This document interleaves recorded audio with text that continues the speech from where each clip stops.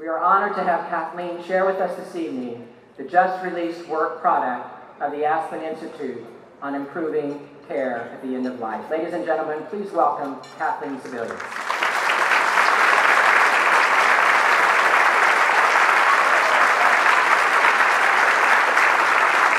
Thank you very much.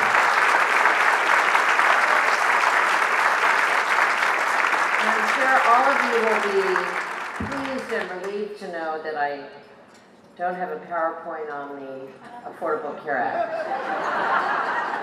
It's still the law, so let's just you can read it. The original discussion around the ACA was if we do anything to change the law, it won't go into effect till 2020. Well, that's our horizon that insurance companies could say, then I can offer products in the market. I know what the rules are for a couple of years. Even if they begin to change the rules, I'll have time to prepare. This notion that they would do something yesterday and maybe not pay subsidies, maybe change the rules around the penalty for people not purchasing health insurance, maybe not run the healthcare.gov relied on by 37 states, maybe not do outreach and enrollment. And what insurance companies really don't like is uncertainty.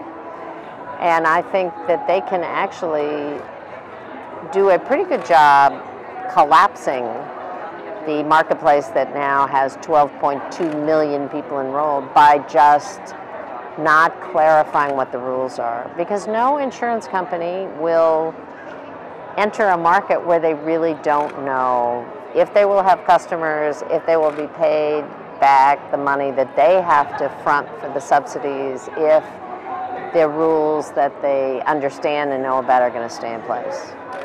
And the longer this uncertainty lasts, the more damage they can do to the people who really are relying on this for their health care.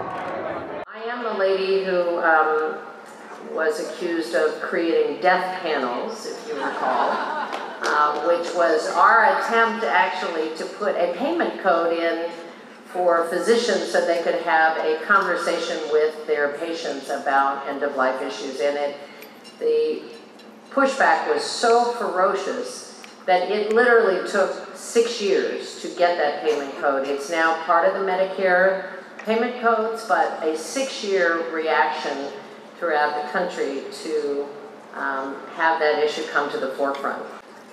I was particularly interested that we start with end-of-life care issues. I think like many of us, I was inspired by my experience with both of my parents. My mother, who died at age 75 and was basically in a situation where I hope no one will ever be again, where she spent the last 10 weeks of her life in 3 different hospitals being flown from place to place with way too many procedures to count, and all she really wanted to do was go home. And had way too much care and way too little control over that process. My father, who outlived her by years and just died a few years ago at age 92, ended up not coming downstairs his final day, died as he wanted to at home with hospice care, and it was just a very, very different journey. And it was so personal to participate in both of those travels.